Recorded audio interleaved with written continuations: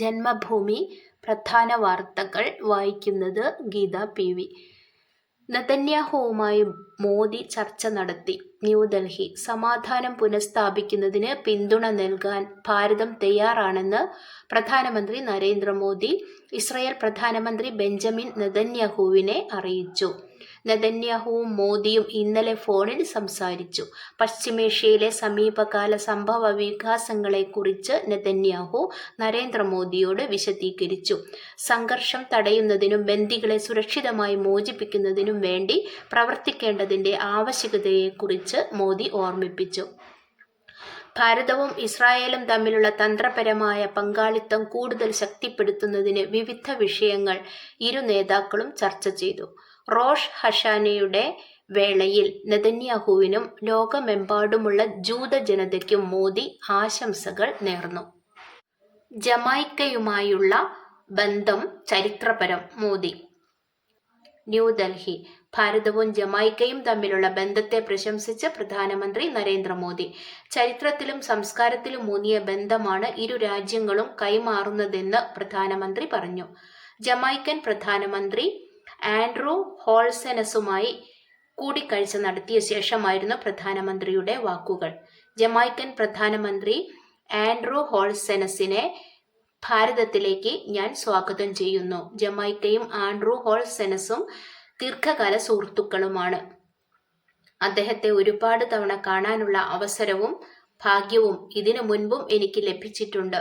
ഓരോ തവണ ഹോൾസെനസുമായി കൂടിക്കാഴ്ച നടത്തുമ്പോഴും ഭാരതം ജമൈക്ക ബന്ധം കൂടുതൽ ദൃഢപ്പെടുന്നു, പ്രധാനമന്ത്രി പറഞ്ഞു. ജമൈക്കയുടെ വികസന യാത്രയിൽ വിശ്വസ്തരായ വികസന പങ്കാളിയായിരിക്കും ഭാരതമെന്നും പ്രധാനമന്ത്രി പറഞ്ഞു.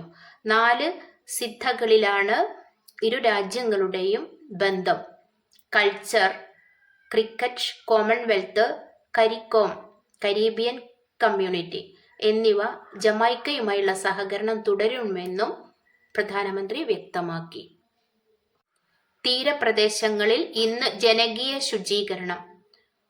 9600 കോടിയിലധികം രൂപയുടെ പദ്ധതികൾ പ്രധാനമന്ത്രി ഉദ്ഘാടനം ചെയ്യും. ന്യൂഡൽഹി. സ്വച്ഛ് ഭാരത് മിഷൻ ആരംഭിച്ച് 10 വർഷം പൂർത്തിയാകുന്ന 155ാം ഗാന്ധി ജയന്തി ദിനമായ ഇന്ന് 9600 കോടിയിലധികം രൂപയുടെ വിവിധ ശുചിത്വ പദ്ധതികൾ പ്രധാനമന്ത്രി നരേന്ദ്രമോദി ഉദ്ഘാടനം ചെയ്യും. ന്യൂഡൽഹിയിലെ വിജ്ഞാൻ ഭവനിലാണ് സ്വച്ഛ് ഭാരത് ദിവസ് പരിപാടി നടക്കുന്നത്. അമൃത് 2.0 എന്നിവയ്ക്ക് കീഴിൽ നഗരങ്ങളിലെ മലിനജല സംവിധാനങ്ങൾ മെച്ചപ്പെടുത്താൻ ലക്ഷ്യമിട്ടുള്ള 6800 കോടി രൂപയുടെ പദ്ധതികൾ ഗംഗാ നദീതട പ്രദേശങ്ങളിലെ ജലഗുണനിലവാരം മെച്ചപ്പെടുത്തുന്നതിനും മാലിന്യ സംസ്കരണത്തിനും ഊന്നൽ നൽകുന്ന 1550 കോടി രൂപയുടെ 10 പദ്ധതികൾ. ഗോബർധാൻ പദ്ധതിക്ക് കീഴിൽ 1332 കോടി രൂപയുടെ 15 കംപ്രസ്ഡ് ബയോഗ്യാസ് പ്ലാന്റ് പദ്ധതികൾ എന്നിവ ഇതിൽപ്പെടും. സെപ്റ്റംബർ 17 ആരംഭിച്ച സ്വച്ഛതാ ഹി സേവ കാമ്പയിന് പരിസമാപ്തി കുറിച്ച് ഭാരതത്തിലെ 1000ഓളം വരുന്ന തീരപ്രദേശങ്ങളിൽ ഇന്ന് ജനകീയ ശുചീകരണം നടക്കും. ഗുജറാത്തിലെ പോർബന്തറിൽ നടക്കുന്ന ശുചീകരണ യജ്ഞത്തിന് കേന്ദ്രമന്ത്രി ഡോക്ടർ മൻസുഖ് മാണ്ഡവ്യ നേതൃത്വം നൽകും. സംസ്കാർ സ്വച്ഛത എന്ന പ്രമേയം അടിസ്ഥാനമാക്കിയാണ് സ്വച്ഛതാ ഹി സേവ 2024 ശുചിത്വ കാമ്പയിൻ സംഘടിപ്പിച്ചത്. 27 കോടിയിലധികം ജനങ്ങളുടെ പങ്കാളിത്തത്തോടെ 27 ലക്ഷത്തിലധികം ശുചീകരണ പരിപാടികൾ ഇതിനകം നടത്തി. 40 ലക്ഷത്തിലധികം ശുചീകരണ തൊഴിലാളികൾക്ക് പ്രയോജനം ചെയ്യുന്ന ഏകദേശം 1.5 ലക്ഷത്തോളം സഫായി മിത്ര സുരക്ഷാ ശിവിർ മെഡിക്കൽ ക്യാമ്പ് സംഘടിപ്പിച്ചു. പ്രളയം. കേരളത്തിന് കേന്ദ്രം 145.60 കോടി അനുവദിച്ചു. ന്യൂഡൽഹി. കേരളം ഉൾപ്പെടെ പ്രളയം ബാധിച്ച 14 സംസ്ഥാനങ്ങൾക്കായി 5858.60 കോടി രൂപ അനുവദിച്ച് കേന്ദ്ര ആഭ്യന്തര മന്ത്രാലയം. സംസ്ഥാന ദുരന്ത പ്രതികരണ നിധിയിൽ നിന്നുള്ള കേന്ദ്ര വിഹിതമായും ദേശീയ ദുരന്ത പ്രതികരണ നിധിയിൽ നിന്നുള്ള മുൻകൂർ തുകയായുമാണ് അനുവദിച്ചത്. കേരളത്തിന് 145.60 കോടി രൂപ ലഭിക്കും. Arathi Sarin medical services director general. New Delhi. സായുധസേന മെഡിക്കൽ സർവീസസിന്റെ ഡയറക്ടർ ജനറലായി സർജൻ വൈസ് അഡ്മിറൽ ആരതി സരിനെ നിയമിച്ചു. ഈ പദവിയിലെത്തുന്ന ആദ്യ വനിതയാണവർ. മെഡിക്കൽ സർവീസസിന്റെ 46ാമത് DGയാണ്. നാവികസേനയുടെയും വ്യോമസേനയുടെയും മെഡിക്കൽ സർവീസിന്റെ ഡയറക്ടർ ജനറലായി സേവനമനുഷ്ഠിച്ചിട്ടുണ്ട്. 2021 വിശിഷ്ട സേവാ മെഡലും 2024 അതിവിശിഷ്ട സേവാ മെഡലും നേടി. ദശാബ്ദ നിറവിൽ വൃത്തിയുള്ള ഭാരതം. ന്യൂഡൽഹി. സ്വതന്ത്ര ഭാരതം കണ്ട ഏറ്റവും വലിയ ശുചിത്വ കാമ്പയിൻ സ്വച്ഛ് ഭാരത് മിഷന് 10 വയസ്സ്. പ്രധാനമന്ത്രി നരേന്ദ്രമോദി മുന്നോട്ട് വെച്ച ആശയം പിന്നീട് സർക്കാർ പൊതുജന പങ്കാളിത്തത്തോടെയുള്ള ഏറ്റവും വലിയ ജനകീയ മുന്നേറ്റമായി. രാഷ്ട്രപിതാവ് മഹാത്മാഗാന്ധിയോടുള്ള ആദരസൂചകമായി 2014 ഒക്ടോബർ 2 പദ്ധതിക്ക് പ്രധാനമന്ത്രി തുടക്കമിട്ടത്. അദ്ദേഹത്തിന്റെ 150ാം ജന്മവാർഷികമായ ഭാരതമൊട്ടാകെ ശുചിത്വം മെച്ചപ്പെടുത്തുന്നതിനും തുറസായ സ്ഥലങ്ങളിലെ മലമൂത്ര വിസർജനമുൾപ്പെടെ ഇല്ലാതാക്കുന്നതിനുമുള്ള ശ്രമങ്ങൾ ത്വരിതപ്പെടുത്തുന്നതിനുള്ള എക്കാലത്തെയും വലിയ മുന്നേറ്റമാണ് ക്യാമ്പയിനിലൂടെ കണ്ടത്. പദ്ധതി ആരംഭിച്ച് 5 വർഷത്തിനുള്ളിൽ 11 കോടിയിലധികം ഗാർഹിക ടോയ്ലറ്റുകളും 2.23 ലക്ഷം പൊതു ടോയ്ലറ്റുകളും സർക്കാർ നിർമ്മിച്ചു കൊടുത്തു. മഹാത്മാഗാന്ധിയുടെ 150ാം വാർഷികമായിരുന്ന 2019 ഒക്ടോബർ 2 6 ലക്ഷത്തിലധികം ഗ്രാമങ്ങളെ വെളിയിട വിസർജ്ജമുക്ത ഗ്രാമങ്ങളായി പ്രഖ്യാപിച്ചു.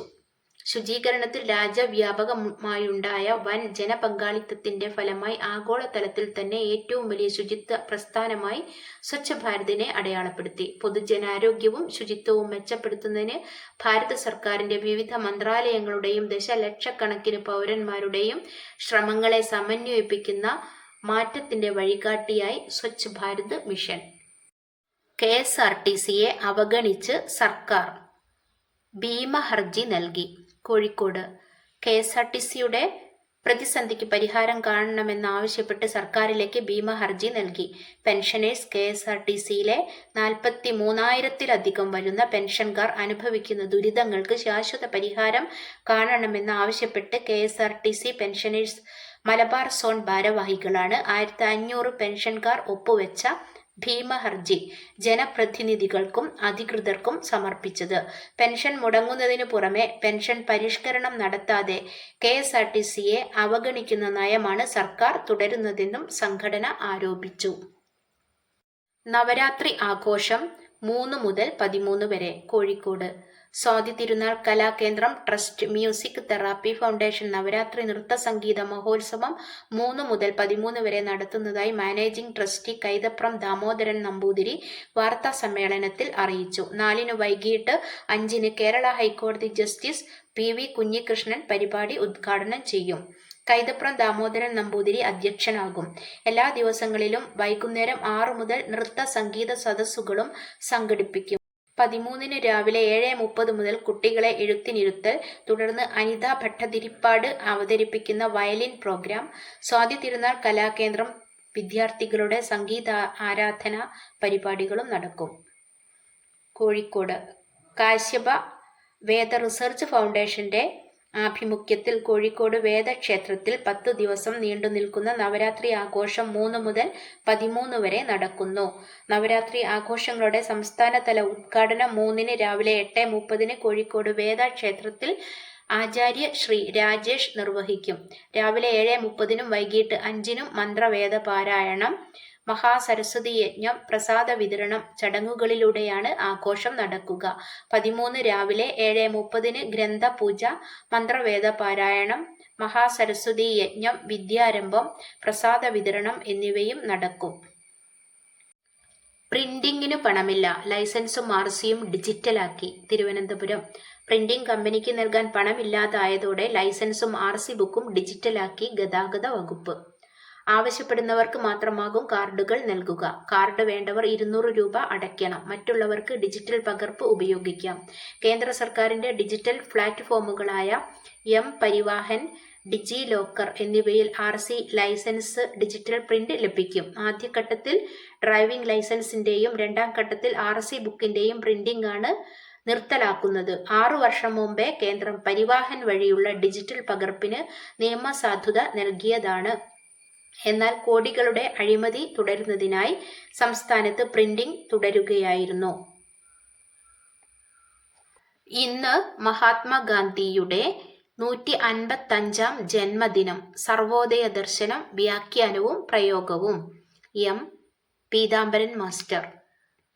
മഹാത്മാഗാന്ധി മുന്നോട്ടുവെച്ച ആശയങ്ങൾക്ക് ഇന്ന് ലോകമെമ്പാടും സ്വീകാര്യത വർദ്ധിക്കുന്നു.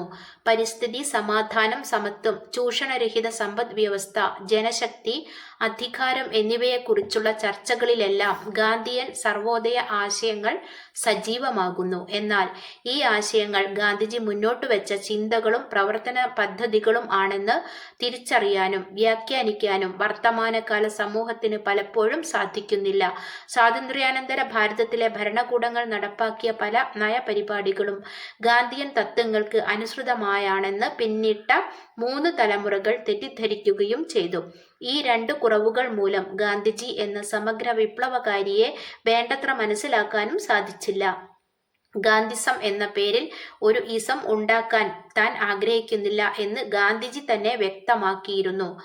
ഗിരിനിരകളിലോളം പഴക്കമുള്ള സത്യത്തെയും അഹിംസയെയും കാലദേശങ്ങൾക്കനുസരിച്ച് വ്യാഖ്യാനിക്കാനും പ്രയോഗിക്കാനുമുള്ള ശ്രമം മാത്രമാണ് താൻ നടത്തിയിട്ടുള്ളതെന്ന് ഗാന്ധിജി പറയുന്നു. തന്റെ പേരിനേക്കാൾ പ്രസക്തി ഉണ്ടാക്കേണ്ടത് സർവോദയം എന്ന ജീവിത ദർശനത്തിനും അതിന്റെ സർവകാല പ്രയോഗത്തിനുമാണ് എന്ന് ഗാന്ധിജി വ്യക്തമാക്കുന്നു. കായികം. 2020 ലോക പോരിന് നാളെ തുടക്കം. വനിതാ 2020 ലോകകപ്പിലെ ആദ്യ മത്സരം ഷാർജ. ബംഗ്ലാദേശും സ്കോട്ട്ലാൻഡും തമ്മിലുള്ള ഗ്രൂപ്പ് ബി പോരാട്ടത്തോടെ നാളെ 2020 വനിതാ ക്രിക്കറ്റ് ലോകകപ്പിന് തുടക്കമാകും. ഷാർജ ക്രിക്കറ്റ് സ്റ്റേഡിയത്തിലാണ് ആദ്യ മത്സരം. ഭാരത സമയം 3:30-നാണ് പോരാട്ടം.